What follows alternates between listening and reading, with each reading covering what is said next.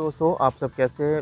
मेरा नाम है प्रफुल्ल कुमार। आज मैं एक नया वीडियो बना रहा हूं। इस वीडियो में मैं जम्मू कश्मीर के पूर्व मुख्यमंत्री फारूक अब्दुल्ला के देशद्रोही बयानों के बारे में बातचीत करूंगा। दोस्तों, भारत सरकार ने जम्मू कश्मीर को स्पेशल स्टेटस देने वाले धारा को हटा दिया है और उसके हटने के बाद जम्मू कश्मीर एक सामान्य राज्य बन गया है। आप भी जम्मू कश्मीर जा सकते हैं, वहाँ पर ज़मीन खरीद सकते हैं, वहाँ पर रोज़गार कर सकते हैं, वहाँ पर काम करके अपना पैसा कमा सकते हैं। जब से जम्मू कश्मीर से आर्टिकल 370 हटा है तब से फारूक अब्दुल्ला की राजनीतिक दुकानदारी बंद हो गई है।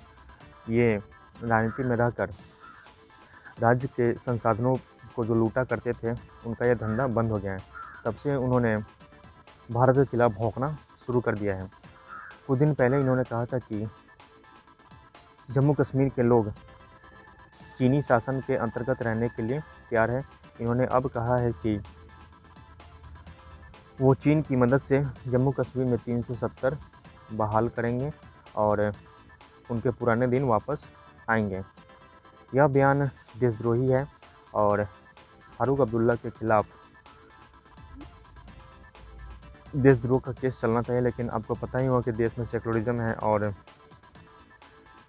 अगर कुछ सेकुलर लोग, अगर कोई मुस्लिम लोग कुछ भी बयान करते हैं तो उनके ऊपर कोई कार्रवाई नहीं होता। फारूक अब्दुल्ला को मैं ये बताना चाहता हूँ कि यह 1962 का भारत नहीं है जब चीन ने भारत के ऊपर चढ़ाई कर दी थी और भारतीय सेना को हराया था, भारत के ज़मीन पर कब्जे कर लिए थे। ये 2020 का भारत है। अगर चीन ने अब चढ़ाई करने की कोशिश की तो बड़े पैमाने पर नुकसान होगा, दोनों तरफ का नुकसान होगा। चीन का जो महाशक्ति बनने का ख्वाब है वो चकनाचूर हो जाएगा, परमाणु युद्ध भी हो सकता है और दोनों तरफ का बड़े पैमाने पर विनाश होगा। मैं कहना चाहता हूँ कि जम्मू कश्मीर, पूरा का पूरा जम्मू कश्मीर भारत का हिस्सा है और दुनिया की कोई भी ताकत इसे भारत से अलग नहीं कर सकती।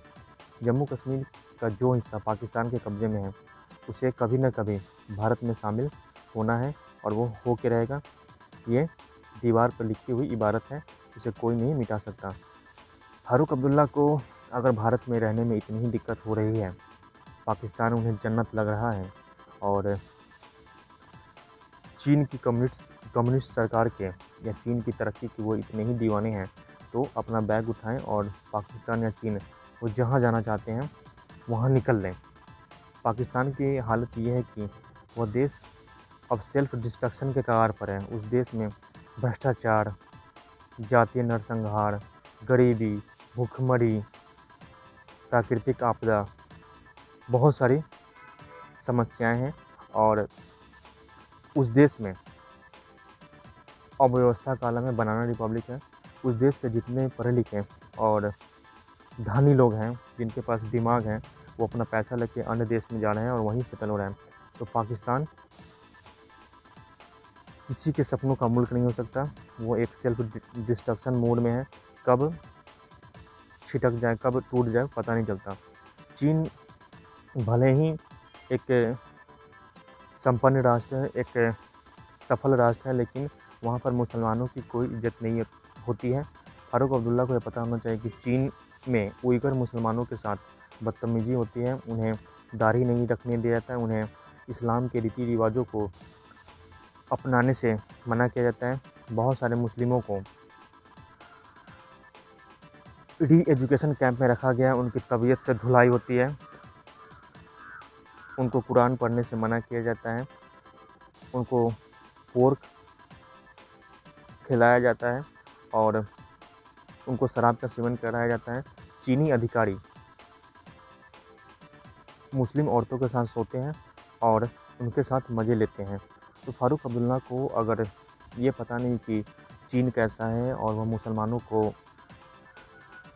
के साथ कैसा ट्रीट करता है, तो उन्हें एक बार अपने पूरी फैमिली के साथ चीन का दौरा करना चाहिए और री एजुकेशन कैंप को विज़िट करना चाहिए।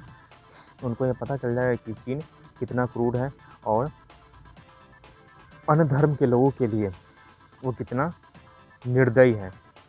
चीन जाने का शौक जिन नेताओं को है, जिन नेताओं को ये लगता है कि चीन में उनकी जान बचती है, वो चीन जा सकते हैं और उनको किसी ने नहीं रखा है।